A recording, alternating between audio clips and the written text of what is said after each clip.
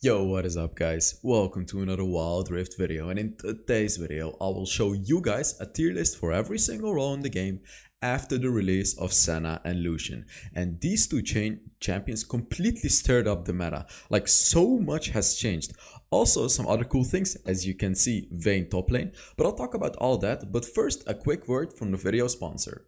This video is sponsored by Darkfire Heroes. Are you looking for a game where you can explore a wide variety of dungeons and where you can fight against a lot of different enemies? Then Darkfire Heroes is the perfect game for you. Assemble your squad, choose your heroes, choose your abilities, and dominate the game.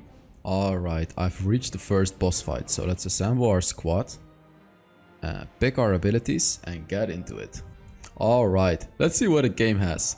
So stage 1 of the first boss. Let's throw this ability on the boss first because it deals a lot of single target damage. The snipe shot as well. Every single ability has a different use. Like the range of arrows obviously deals damage to big range. But I don't want to use it against the boss, right? I only want to use these types of single target damage abilities against this dude. Look at me beating this boss with absolute epicness. Come on, beat him. Yes, I beat it. Download Darkfire Heroes through my link in the description. Alright, on to the tier list. So this is the Baron lane, and some stuff has changed here. I'm quickly gonna over some stuff that hasn't changed, which is Fiora, Camille. These champions are really good. Fiora, I almost put Fiora in like S++ tier, almost, but Fiora is high skill champion, so that's why I still kept her in the S+ tier. But basically, if you get good at Fiora, you can absolutely hard carry games. Camille, very powerful. The mobility that she has with her hookshot, the damage that she deals, especially the true damage, very powerful. Renekton, also very solid, but I want to talk about some champions that got changed, which is Garen. Now, Garen dropped off to the S tier. He's not bad. He is still incredibly powerful, and the reason for that is because of how tanky he is. See, he doesn't deal as much damage anymore, but the tankiness that he provides is just absolutely insane. However, now you have to pick him into the right composition, because Senna is pretty good into tanks. Like, Senna is actually very good into tanks. She completely stirs up the meta because her passive deals a percentage amount of HP damage, you know, when you hit an enemy twice, which is really good against Garen, of course. So Riven, very powerful after the recent buff that she received to her shield. She is just very good. You know, she should be able to win a lot of matchups in the lane, except against Fiora, because Fiora is broken. And in team, she has very good teamfight presence. She has a lot of mobility, just very powerful. Now I want to talk about Lucian as well, guys. Lucian Baron lane. I'm telling you, Lucian is not going to be as good on ADC, even though he is an ADC. In the current meta of Wild Rift, do you guys remember when I made the Vayne top lane video and how good it is? Vayne top lane is actually very powerful if you pick it into the right composition. If you pick it into a lot of melee champions. Now Lucian top is basically a better Vayne. You know, he's gonna be good in the Baron lane anyways. You're gonna be able to farm safely, you're gonna be able to poke the enemy very hard, bully the enemy, especially with your passive, because you do two basic attacks, a double shot when you use an ability. Just, you know what? If this video reaches 1,500 likes, I'll learn Lucian and I'll make a Baron lane Lucian video and prove to you guys that Baron lane Lucian is actually incredibly powerful, like really strong. Another champion that I want to talk about is Teemo. I finally brought up Teemo from the D tier to the B tier, which is actually quite a significant rise. Now I want to say Teemo sucks, but he doesn't suck as badly as you think. Now I played some games of Teemo, and man, you can actually win your lane pretty hard if you play him correctly with his third ability, you know, where you become invisible and things like that. And in the late game, the mushrooms, man, the mushrooms hurt. Another thing that is perhaps very underrated about Teemo, but he does very well, is defend against Baron minions. See, this is a thing that not a lot of people talk about, but Teemo is actually really good at defending against Baron minions, of course with his ultimate. So, you know, Teemo, quite a decent Baron laner. I might make a video on him very soon, we'll see. So on to the jungle tier list. This one changed as well. Now, the thing that didn't change is Lee Sin and Camille. You know, Lee Sin broken. He's absolutely amazing in the early game. You can invade, you can gank. He's just super powerful. Even in the late game, his ultimate is super powerful in the late game to catch out enemies. Camille, she's not as strong in the early game, but once you get level 5, she becomes incredibly powerful. Her ganking potential is out of this room. But I quickly, before talking fully about this list, I want you guys to pay attention to the S plus tier and the S tier. Look at the champions and tell me in the comments something that all these champions have in common. Am I gonna give you a tip? This is not okay. This is not gonna be an easy one. Look at all these champions and think about yourself. What do all these champions have one thing in common? Let me tell you something. It's like one thing that they're very good at. All these champions in the S plus tier and the S tier are very good at like something. Put it in the comments. Test your knowledge. So pause the video, write your comment right now, and I'll reveal right now what it is. So what is it? It's either having a dash or like a surprise element to gank. All these champions, Lee Sin, Camille, Kha'Zix, Wukong, Evelynn, Jarvan and Vi are really good at ganking. So you can see in the current meta of Wild Rift, it's actually pretty crucial to have a good ganking jungler. Like for example, Riven is a pretty strong champion, but she's not good at ganking, so she's not in the top tier of the jungle.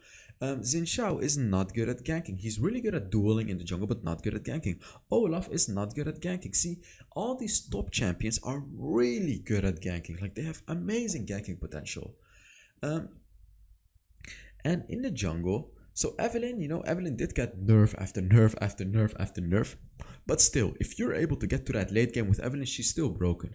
Kha'Zix, I put him up to the S plus tier instead of the S tier.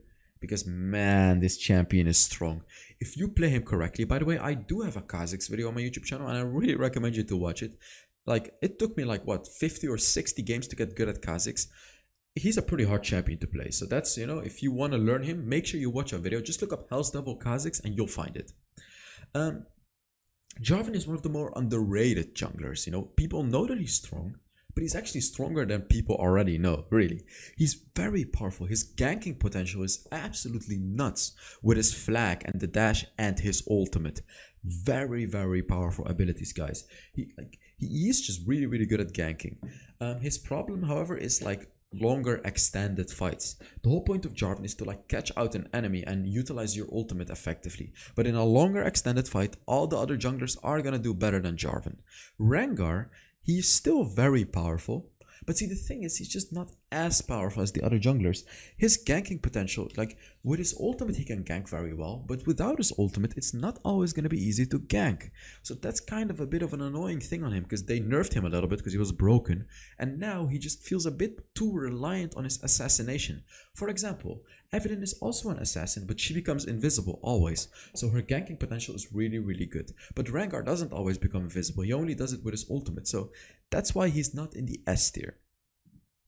Okay, on to the next one, which is the mid lane. And man, this one turned all around. This one changed so much. Let's talk about it.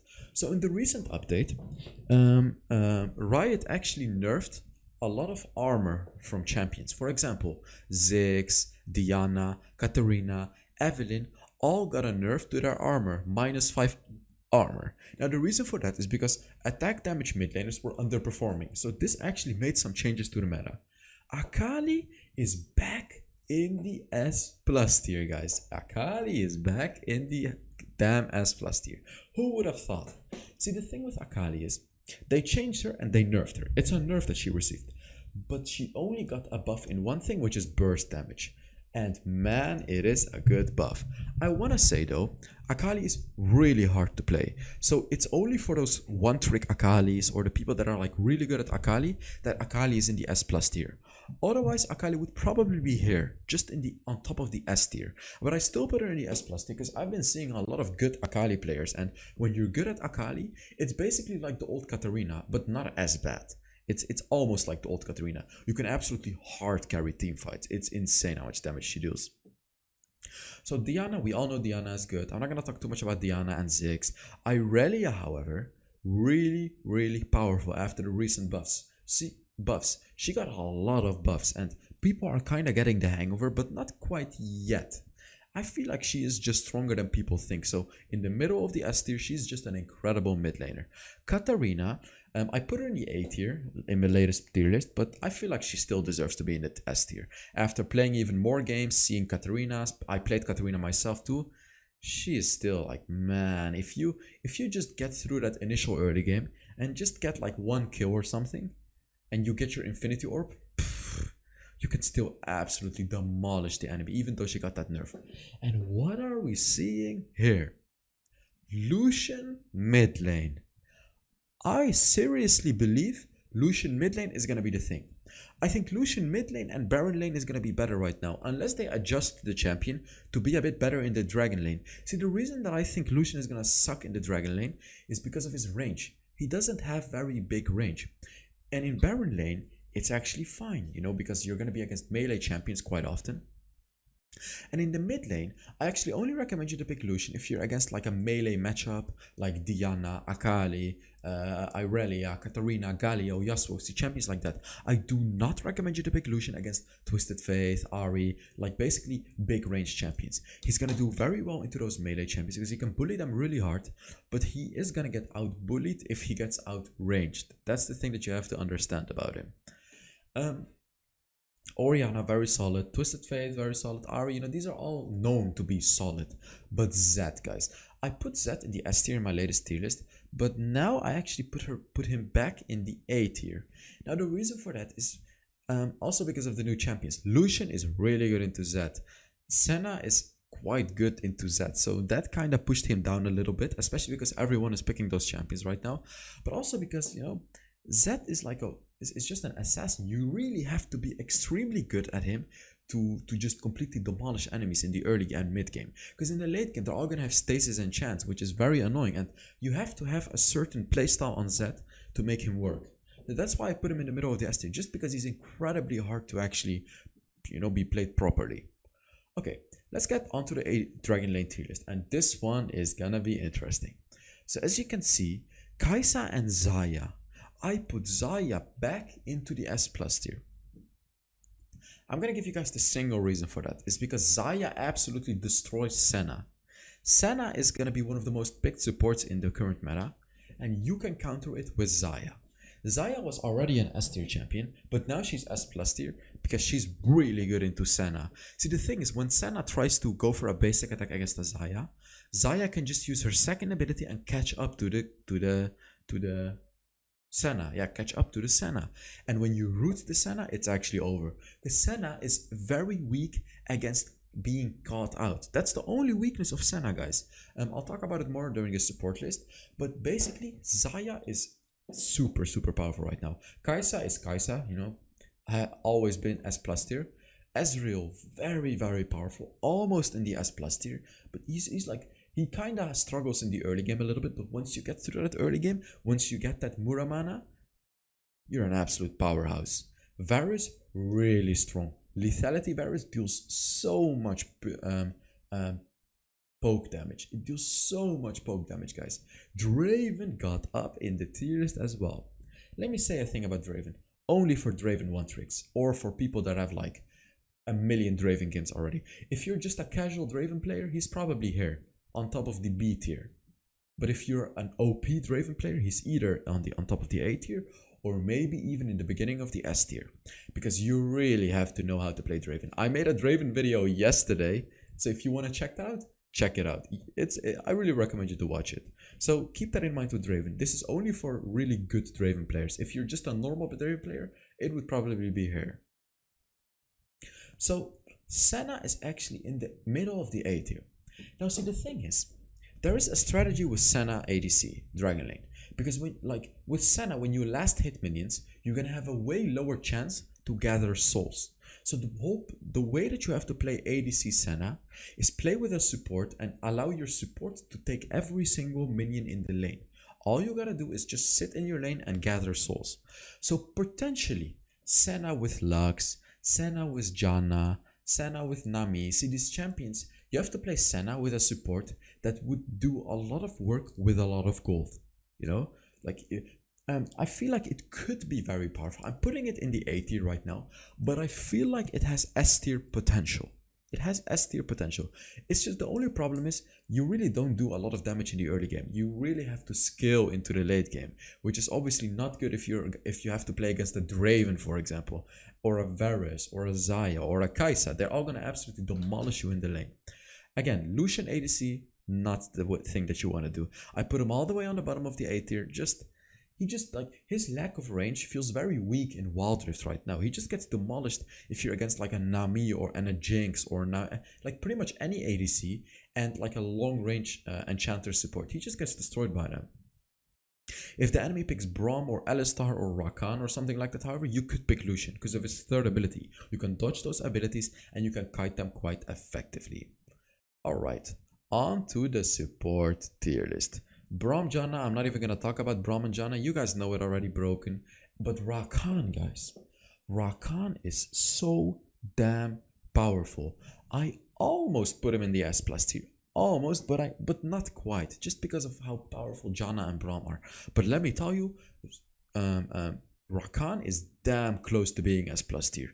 His ability to just knock up the enemy so easily is just absolutely insane.